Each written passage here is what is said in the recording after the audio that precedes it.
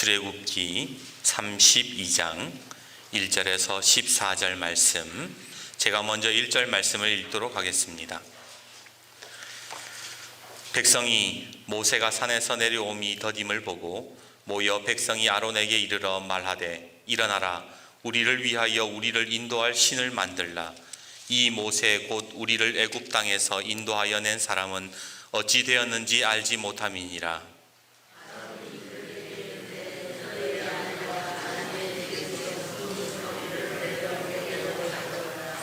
모든 백성이 그 귀에서 금고리를 빼어 아론에게로 가져가매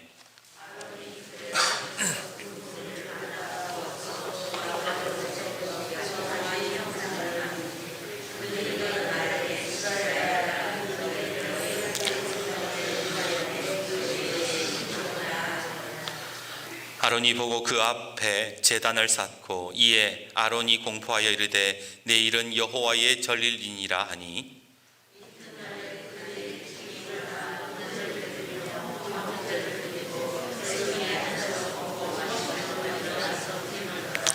여호와께서 모세에게 이르시되, 너는 내려가라. 네가 애굽 땅에서 인도하여 낸 내 백성이 부패하였도다.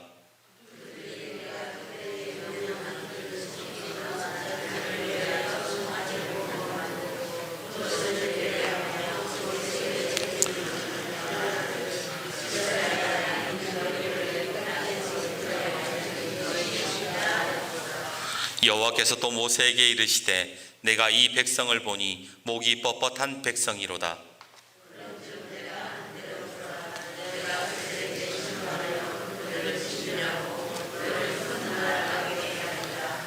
모세가 그의 하나님 여호와께 구하여 이르되, 여호와여, 어찌하여 그 큰 권능과 강한 손으로 애굽 땅에서 인도하여 내신 주의 백성에게 진노하시나이까?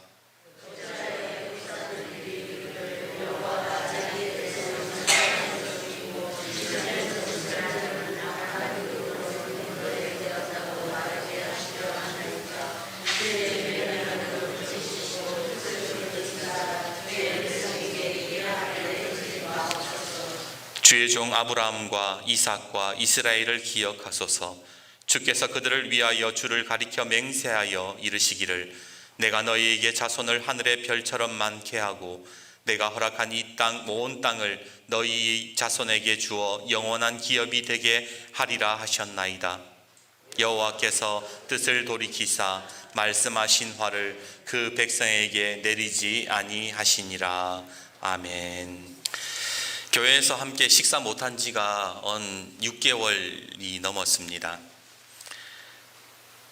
교회 주변 시설도 돌아볼 겸 주방에 들어가서 주방 냉장고를 한번 열어봤지요. 보니까 우리 깔끔한 권사님들이 언제 치워 놓으셨는지 아주 말끔하게 치워 놓으셨더라고요. 너무나도 감사합니다. 얼마 전 의학 칼럼에 냉장고에 이 꽁꽁 얼린 음식이 얼마나 위험한가에 대해서 기고가 되었는데, 우리는 왜 냉동실에 음식을 꽁꽁 얼려 놓으면 음식이 안 상한다고 생각하잖아요. 그런데 그게 아니래요. 한 연구소에서 우리가 제일 더럽다고 생각하는 그 변기의 화장실 변기의 오염 지수는 17RLU가 나왔어요. 그냥 17이라고 보면 돼요. 그런데 냉동실에 넉 달을 얼려 놓은 조개, 바지락살 이런 거 있잖아요. 그게 오염지수가 얼마인가? 무려 5400RLU. 변기가 17밖에 안 되는데 그 냉동실에 얼려놓은 조개살은 5400이나 된다라는 거예요. 1년 얼린 소고기 24000RLU. 언제 얼렸는지도 모르는 굴비는 25만RLU. 물론 해동해서 끓여 먹으면 괜찮다. 하지만 죽은 세균 덩어리 먹어서 좋을 게 뭐가 있겠습니까? 아이들이 식중독에 잘 걸린다는 로타바이러스, 어른들이 잘 걸리는 노로바이러스, 이거는 영하 20도까지 견딘대요.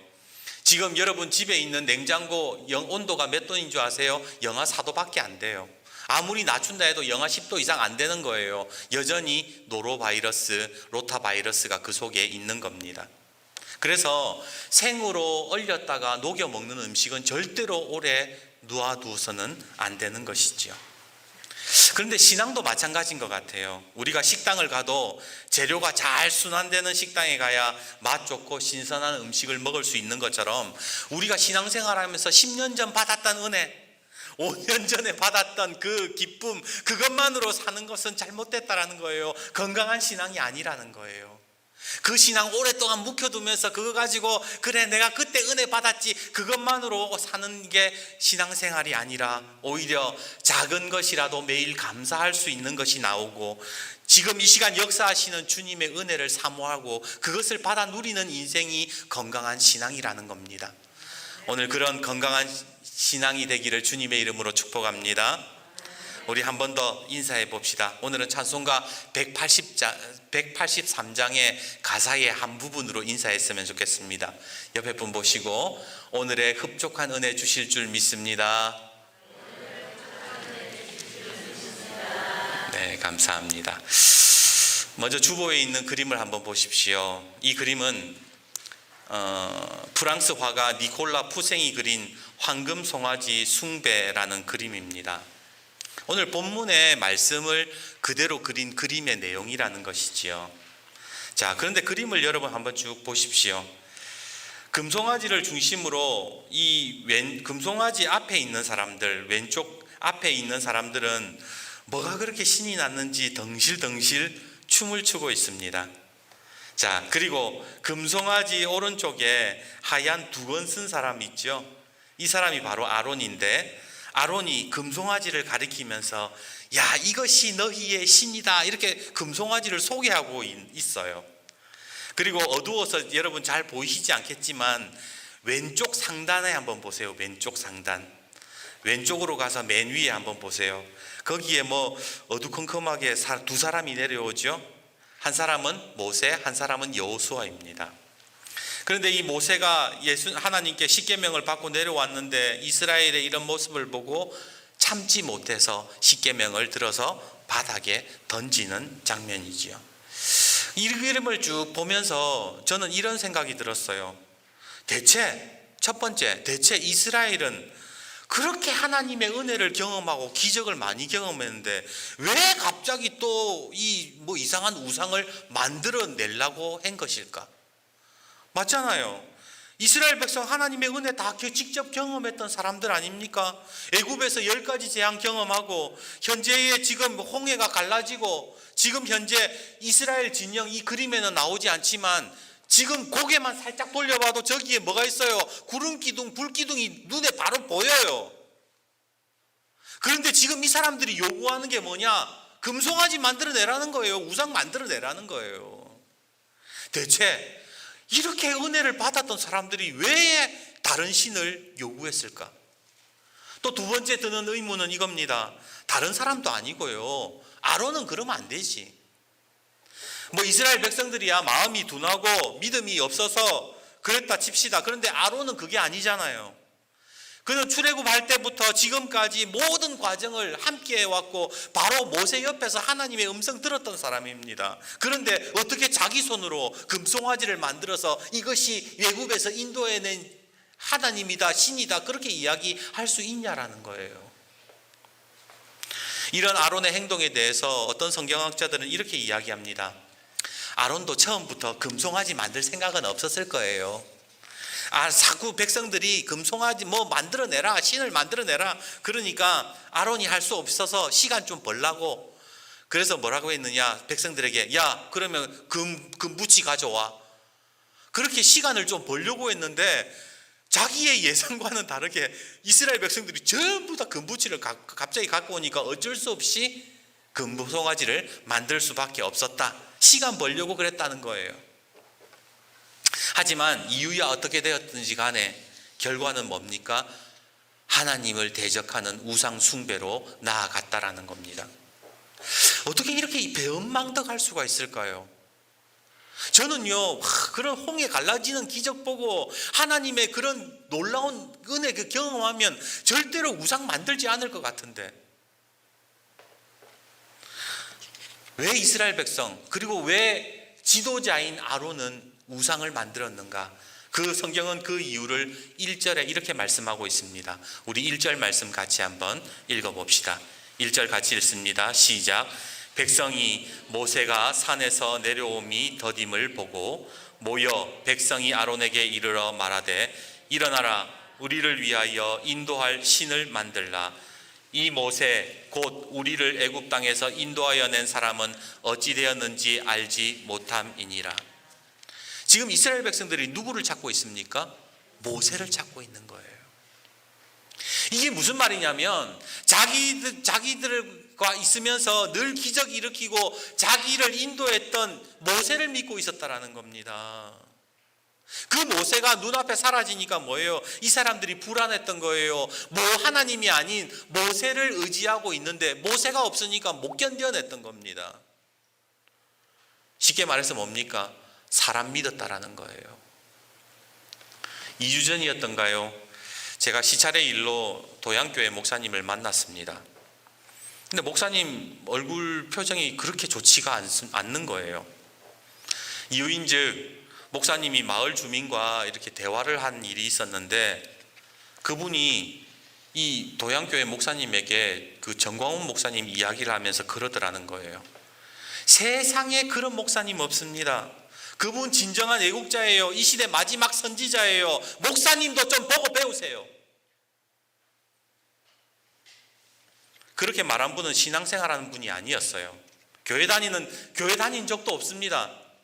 그런데 그분 입에서 이 시대의 참 목자다, 참 진정한 선지자다, 다른 목사님을 비판하는 것을 보면서 목사님 마음이 너무 힘들었던 겁니다. 그 이야기를 듣는데 제가 기분이 너무 안 좋더라고요. 그분이 말하는 그 목사님, 저는 그분의 진정성을 폄하하고 싶지 않습니다. 그분이 하는 발언과 행동이 좀 과격하지만 나라를 걱정하고 사랑하는 마음에서 우러난 것이라고 저도 그렇게 믿고 있어요. 하지만 그 교회 다니지 않는 분이 이 시대에 그분이 진정한 선지자라고 말하는 그 말에는 저는 동의하지 않습니다. 왜냐하면 성경이 말씀하는 선지자와는 거리가 멀기 때문에 그래요. 저는 다시 한번 말씀드리지만 그분이 맞다 틀리다를 이야기하는 것이 아니라 정부가 잘했고 그분이 잘못했다 그걸 말하려는 게 아니라 성경적으로 볼 때에 진짜 선지자가 누구인지 우리는 분별하고 판단할 수 있어야 된다는 거예요. 한번 곰곰이 생각해 보세요. 성경에 나오는 모든 선지자들이 한결같이 외치는 것이 있었습니다. 공통된 것이 있었습니다. 그것이 무엇입니까? 바로 하나님께 돌아가자는 거였어요. 회개해라는 거였어요. 어느 시대, 어느 왕조를 막론하고 선지자들은 회개를 외쳤습니다. 하지만 저는 그분의 주장이나 그분의 설교 어디에도 회개하자, 하나님께 돌아가자는 말을 발견할 수 없었습니다. 그분의 주장이 맞다 틀리다가 아니에요. 정말 제가 드리고 싶은 말씀은 그분이 맞다 틀리다를 떠나서 이 시대의 마지막 선지자라고 믿으면서 맹목적으로 그냥 이유 없이 따르는 사람들, 그 사람들이 너무 안타까운 거예요. 정말 성경을 보고 이야기하는 겁니까? 지금 이스라엘 백성들이 모세를 아무 의미 없이 맹목적으로 따르는 이유가 뭡니까? 그들 속에 하나님이 없는 거예요. 지금 4절에 이스라엘이 뭐라고 이야기합니까? 그들이 말하되 이스라엘아 이는 너희를 애굽 땅에서 인도하여 낸 너희의 신이로다 하는지라. 금송아지를 가리켜서 모세가 사라지고 나자 이제 금송아지 만들어 놓고 이게 애굽에서 우리를 인도해낸 신이라고 이야기하잖아요.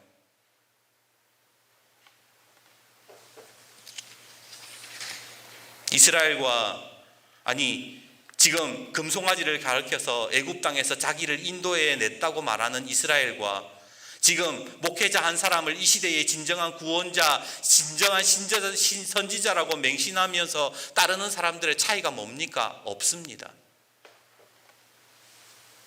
하나님을 믿는다고 하면서 다른 것을 의지하고 다른 것을 따르는 종교, 그것이 바로 아론의 종교요. 아론이 이스라엘이 만들어낸 금송아지였던 거예요. 여러분 흥청망청이라는 말 들어보셨을 겁니다. 흥청망청 어디에 씁니까? 돈 흥청망청 쓴다 그런 말 하잖아요. 이 흥청망청이라는 말은 조선의 10번째 임금이었던 연산군에게서 나온 말입니다. 연산군 때 생긴 말인데, 연산군 말기 이 연산군이 미처설랑은 이 채용사라는 관리를 시켜가지고 조선 팔도에 춤 잘 추는 여자들, 노래 잘 부르는 여자들, 예쁜 여자들 다 불러 올립니다. 그리고 나서 그 여자들을 모아놓고 뭐라고 이야기하느냐, 흥청이라고 이름을 불렀던 거예요.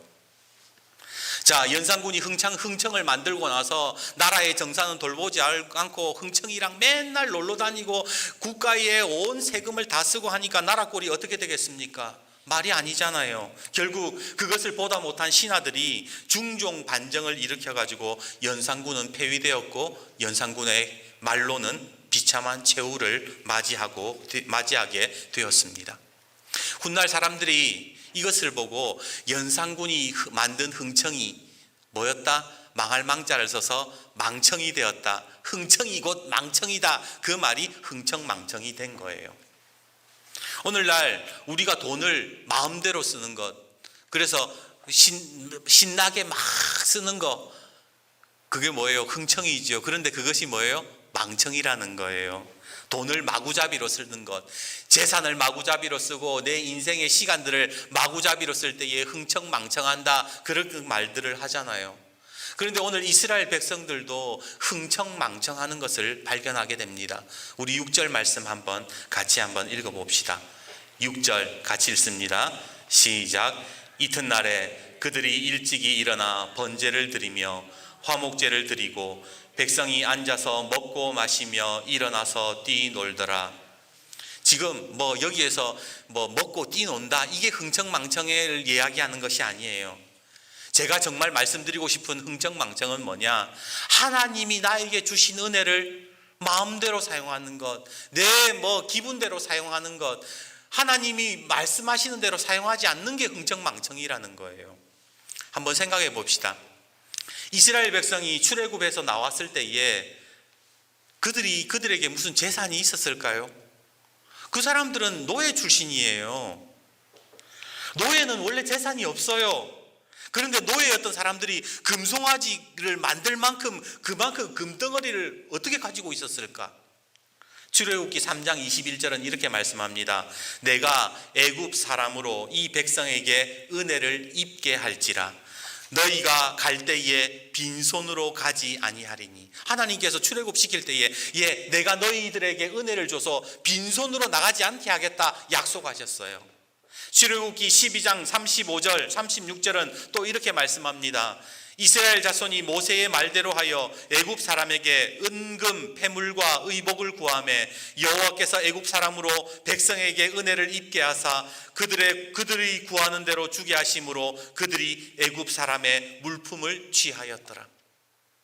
지금 하나님이 주신 금은 패물, 이것을 뭐라고 얘기합니까? 성경은 하나님의 은혜로 받게 된 것이라고 이야기해요. 그런데 잘 보세요. 하나님의 은혜로 주신 그 은금 패물을 지금 뭐로 사용하고 있습니까? 금송아지 만들어가지고 거기에서 절하고 거기에서 뛰놀고 있잖아요. 그게 흥청망청이라는 거예요. 우상숭배라는 게요, 여러분, 꼭 선한당 가가지고 손 비비고 무당 찾아가가지고 굿하고 그러는 게 우상숭배가 아니에요. 하나님이 지금 나에게 주신 은혜, 그것을 다른 것으로 만들어 놓고 그거 사랑하고 그 앞에서 즐기고 먹고 마시고 마음대로 쓰는 것, 그것도 우상숭배고 아론의 종교고 흥청망청이라는 겁니다. 제가 이 말씀을 묵상하는데 김석균 씨가 작사 작곡한 그 용서하소서라는 복음송이 생각이 났어요. 주님 것을 내 것이라고 고집하며 살아왔네. 금은보화 자녀들까지 주님 것을 내 것이라. 천하니 몸 내 것이라고 주의 일을 멀리했네. 주신 이도 주님이시요 쓰신 이도 주님이라. 하나님께서 지금 내가 살아가는 모든 환경에 모든 부어주신 은혜가 있는데 그것을 뭐예요? 내 것인 것 마냥 흥청망청 쓰는 것, 그것이 우상 숭배라는 거예요. 그게 아론의 종교라는 거예요. 오늘 저와 여러분은 어떻습니까? 하나님이 나에게 맡겨주신 시간, 하나님이 주신 나에게 재물, 건강, 그거 하나님보다 더 사랑하고 그거 마음대로 써내면서 나는 하나님 섬기고 있다, 그렇게 혹시 생각하지는 않습니까? 아론의 종교는 다른 게 아니에요. 하나님 주신 것을 가지고 다른 것을 섬기는 것, 그게 아론의 종교, 우상 숭배라는 겁니다.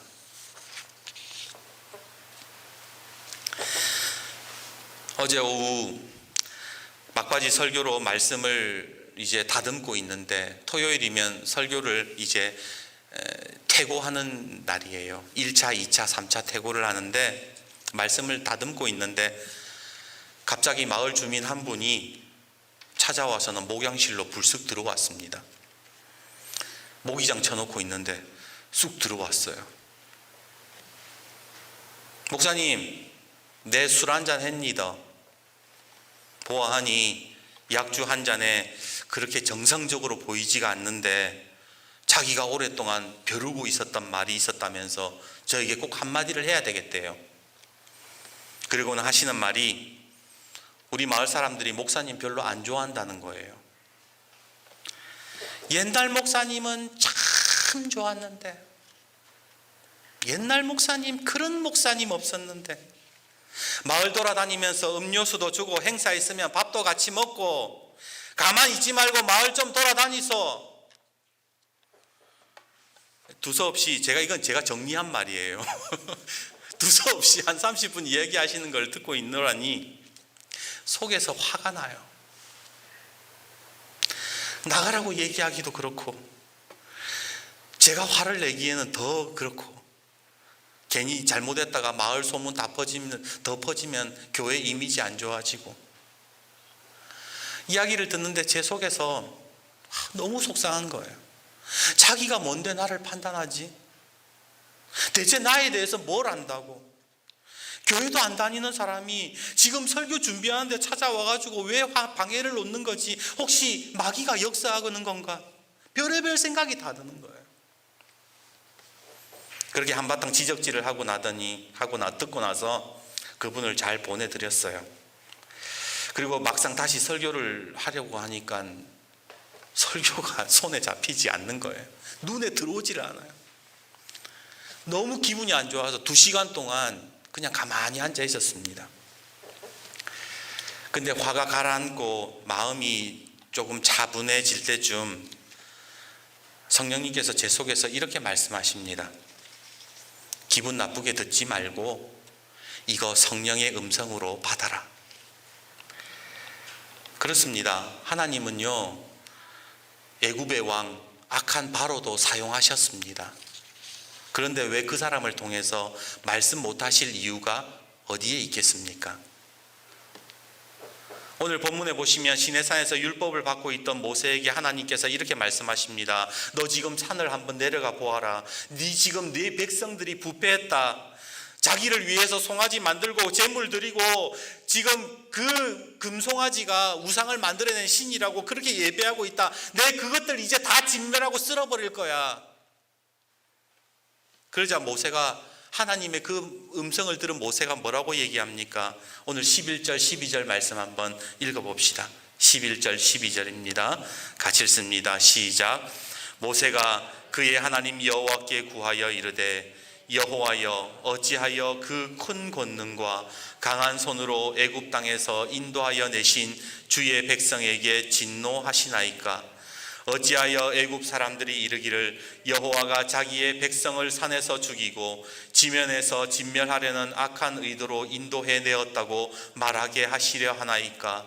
주의 맹렬한 노를 그치시고 뜻을 돌이키사 주의 백성에게 화를 내리지 마옵소서.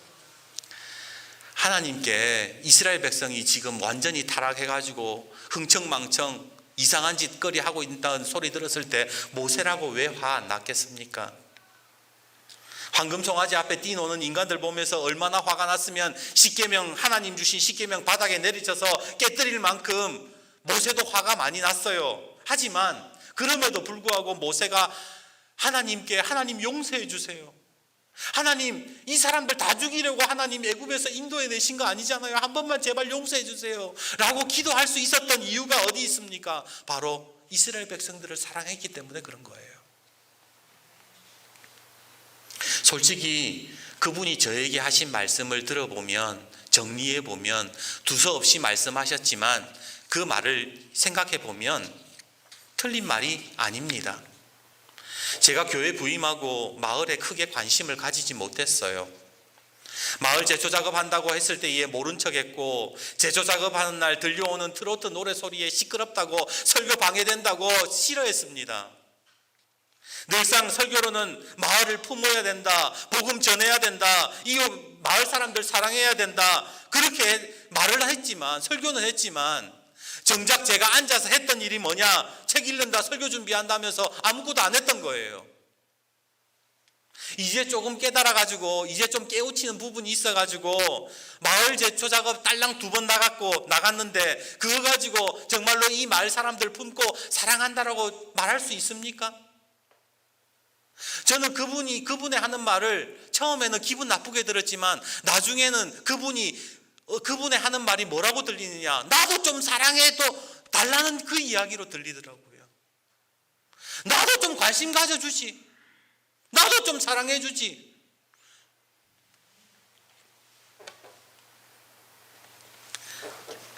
전에 기분 나쁘다고 혼자 씩씩대고 있었던 목사, 화가 나지만 그래도 하나님 앞에, 하나님 용서해 주세요, 우리 백성들 사랑해 주세요, 우리 백성들 버리지 말아 주세요, 그렇게 기도했던 모세, 누가 진정으로 영혼을 사랑하는 사람입니까?